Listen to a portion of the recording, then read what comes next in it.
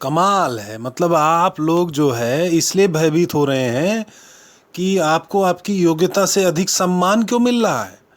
अरे आप बहुत योग्य हैं। अरे अच्छा आप ये बताइए, महाभारत तो देखी है ना? है श्री कृष्ण ने कालिया नाग से लेकर कंस, काल, यवन, शिशुपाल, नरकासुर, इन सबको मारा कि नहीं मारा? नहीं बताइए, मारा कि नहीं मारा? मारा ना। गोपियों के साथ रास रचाया, कुबड़ी को ठीक किया, प्रयाग ज्योतिषपुर से 16,000 बंधक स्त्रियों को मुक्त करा दिया, पता नहीं ना जाने कितने सारे काम कर दिए। लेकिन उनको सबसे अधिक प्रतिष्ठा किस वजह से मिली बताइए? वो क्या कारण था जिसकी वजह से वो सबसे ज्यादा, सबसे अधिक प्रतिष्ठित हुए? गीता के ज्ञान से। मानते हैं कि नहीं? अगर उन्होंने बीच युद्ध में अर्जुन को गीता ना सुनाई होती तो आज हम किस गीता पर हाथ रखकर अदालत में कस्में खाते? बताइए आप। नहीं बताइए, कौन सी गीता में हाथ रख के कसम खाते? मैं जो कुछ कहूंगा सच के सिवा फलाना ढिमकाना है, नहीं होता ना। वही गीता आज हमारी सच्चाई का प्रमाण बन चुकी है। कहने का अर्थ ये है कि आप कितने ही अच्छे काम कर लीजिए, कोई फर्क नहीं पड़ता। अरे भैया कोई फर्क नहीं पड़ता, साइड में चलो, हवा दो। सीधी बात। दुनिया आपके कर्मों को याद नहीं रखती, आपके कथनों को याद रखती है। आपको अच्छा करना आता है या नहीं आता है वो बहुत ज़्यादा फर्क नहीं पड़ता, लेकिन अच्छा बोलना आना चाहिए बस। अब आप मुझसे पूछेंगे कि भाई साहब ये बताइए, महाभारत के युद्ध में जब श्री कृष्ण अर्जुन को ज्ञान दिए पड़े थे, उस समय वो दोनों अकेले थे, युद्ध का भीषण कोलाहल था, तो भगवान का दिया ज्ञान हम तक पहुंचा कैसे? जबकि अर्जुन ही युद्ध भूमि में जो है खड़े होकर के अकेले वो ज्ञान सुन रहे थे गीता का। तो उसका ये मतलब है कि महाभारत का ज्ञान हम तक पहुंचा संजय की वजह से, जो उसने वेद व्यास जी के वरदान के कारण धृतराष्ट्र को सुनाया था। उस धृतराष्ट्र को जिसे दिखाई ही नहीं देता। यानी कि एक तो वो है जो देख सकता है लेकिन सुन नहीं सकता, और दूसरा वो है जो सुन सकता है लेकिन देख नहीं सकता। संजय और धृतराष्ट्र। यदि धृतराष्ट्र को युद्ध में जिज्ञासा ना होती तो गीता का ज्ञान हमको मिल ही नहीं सकता था। कैसे मिलता बताइए? भाई धृतराष्ट्र को जिज्ञासा ना होती तो संजय को ना कहते कि हमको सुनाओ, और वेद व्यास जी संजय को दिव्य दृष्टि ना देते, और संजय जी सुनाते नहीं और हमें पता ना चलता। कैसे पता चलता? वैसे वेद व्यास जी चाहते तो डायरेक्ट धृतराष्ट्र को भी दिव्य दृष्टि दे देते, संजय को ना देते। लेकिन वो जानते थे कि वेद व्यास जी पुत्र मोह में, राज्य के मोह में अंधे ही रहेंगे। आँख होने के बावजूद भी वो अंधे ही रहेंगे, क्योंकि उन्हें पुत्र मोह था, राज्य का मोह था। अरे भाई, आँख वाला व्यक्ति अंधा नहीं होना चाहता, वैसे ही ना देख पाने वाला व्यक्ति भी कभी कभी देखना नहीं चाहता, क्योंकि ना देख पाने वाला व्यक्ति अपने मन के मुताबिक सुविधानुसार दृश्य रच सकता है, और वो अप्रिय और गलत दृश्य को भी अपनी सुविधानुसार रुचिकर बना करके उसका आनंद ले सकता है। तो धृतराष्ट्र भी अपने अंधेपन का आनंद ले रहे थे, और संजय को जो है उन्होंने लगा रखा था कहानी सुनाने के लिए। अब कई बार तो ऐसा भी लगता है कि कहीं ऐसा तो नहीं कि महाभारत संजय की मनगढ़ंत कहानी हो, क्योंकि उनको दिव्य दृष्टि प्राप्त थी, दिव्य श्रुति तो प्राप्त नहीं थी, लेकिन फिर भी वो अपनी बुद्धि की क्षमता के अनुसार एक्सप्लेन किए पड़े थे। तो कहीं ऐसा तो नहीं महाभारत उनकी मनगढ़ंत कहानी। खैर, आप लोग ने इतनी रात में आप लोग आए हैं यहाँ पे, और आप लोग भी संजय से कम नहीं हैं, और ये प्रधानी का चुनाव गांव में आप ही लोगों के वजह से अब हमें लड़ना है। और वायरस दुबे जी ने इतने अच्छे से सब बताया, समझाया है और मुझे चयनित किया है, तो आप लोग ही उसके सबसे बड़े स्तंभ बन के सामने आएंगे, जिनकी वजह से हम ये चुनाव जीतेंगे। तो आप लोग डरिए मत, आप लोग हमारे गुप्तचर हैं, और सारी सूचना हमारी वहाँ तक पहुँचाइए, और वहाँ की सारी सूचना हमारे तक लाइए कि चल क्या रहा है गांव में। फिर अगले दिन प्लान के हिसाब से स्वतंत्रता चौक पे वायरल दुबे जी ओझा जी के साथ प्रकट हुए और चबूतरे पे खड़े होकर चश्मा पहने हुए एकदम बदहवास भीड़ को संबोधित करने लगे। भाइयों बहनों, दृष्टि से अधिक महत्व दृष्टिकोण का होता है। ये उनके पास भी हो सकता है जिनके पास दृष्टि नहीं होती। याद रखिए, इस दुनिया में दृष्टि वाले की नहीं, दृष्टिकोण वाले की कीमत होती है।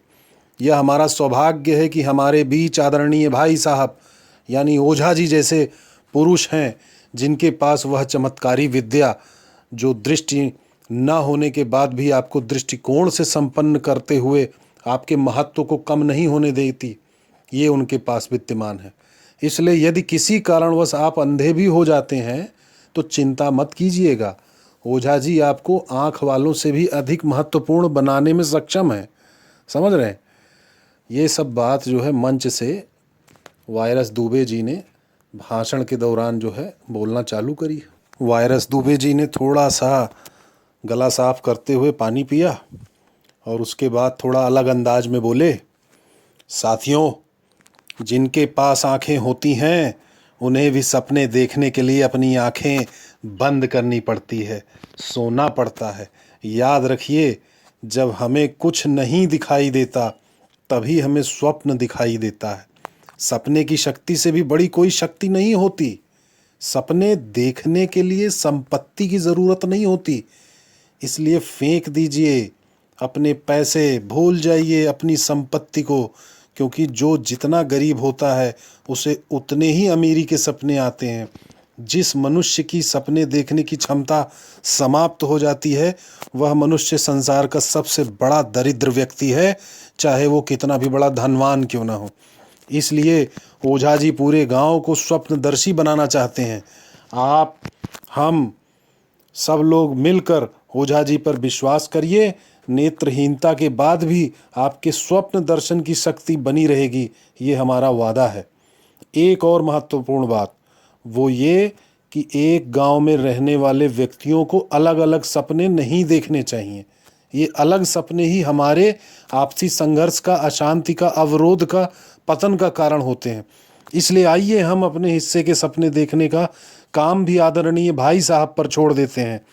ओझा जी हमारे लिए सपने देखेंगे और हम सब मिलकर ओझा जी के सपनों को पूरा करेंगे। इसी में मतलब इस तरह से जो है वायरस दुबे जी ने अपनी चाल चल दी इस तरह से लोगों को। और यही आज के भारत में भी यही हो रहा है, महाभारत में भी यही हुआ, आज के कलयुग के भारत में भी, राजनीति में भी यही हो रहा है। अरे हम बोल रहे हैं अभी जो है सूत्रधार कहानी के, ओझा जी का भाषण और वायरस दुबे जी का भाषण समाप्त हो गया है। तो वायरस दुबे जी इस तरह से भाषण देते हुए लोगों को, गांव वालों को समझा रहे थे। तभी एक चमत्कार हुआ। कुछ आंखों में वायरस दुबे जी, खबरियों की फौज और आदरणीय ओझा जी देवतुल्य दिखाई देने लगे, और वहीं कुछ आंखों में मधुमक्खियों के फूटे छत्ते की भांति कोहराम मचा देने वाले की तरह दिखाई देने लगे। उन्हें देवतुल्य मानने वाले उनकी जय जयकार कर रहे थे और दानवी रूप में देखने वाले उन्हें धिक्कार रहे थे। एक ही गांव में मिलजुल कर रहने वाले ये सभी लोग दो दलों में बटे हुए एक दूसरे पर क्रोध की बौछार कर रहे थे, लानत मलानत बरसा रहे थे, गरिया रहे थे एक दूसरे को। और चबूतरे पे खड़े हुए ओझा जी अपनी जय जयकार करने वाली खोपड़ियों की संख्या गिनने में एकदम मस्त थे, और वायरस दुबे प्रत्येक घटना को अपने मन मुताबिक रंग देकर भड़ाभड़ फॉरवर्ड करने में व्यस्त थे।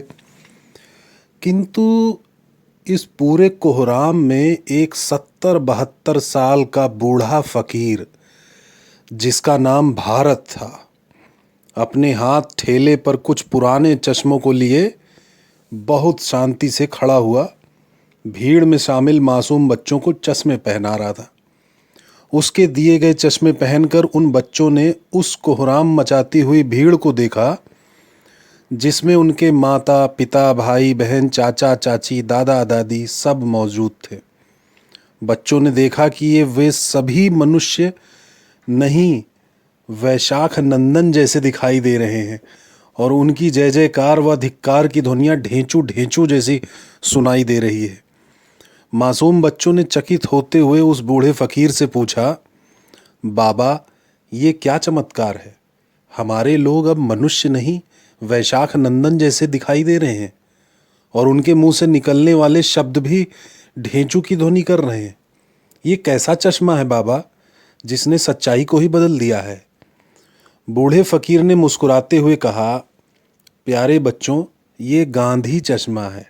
ये सच्चाई को बदलता नहीं, बल्कि सच्चाई को प्रकट करता है। तभी इस चश्मे को बेरहमी से कुचला जाता है, तोड़ दिया जाता है, क्योंकि इसके पहनते ही मनुष्य का मुखौटा लगाकर घूमता हुआ वैशाख नंदन हमें दिखाई नहीं देता है, दिखाई देने लगता है जो पहले नहीं दिखाई दे रहा होता है। प्यारे बच्चों, इस चश्मे की कीमत प्यारे बच्चों, इस चश्मे की कीमत भले ही अपने गांव में ना हो, किंतु संसार के सभी गांवों में इसकी बड़ी डिमांड है। इसी चश्मे के कारण ही वायरस दुबे जी, ओझा जी और खबरियों की टोली मुझे भी आहत करती रहती है। लेकिन मेरा नाम भी भारत है।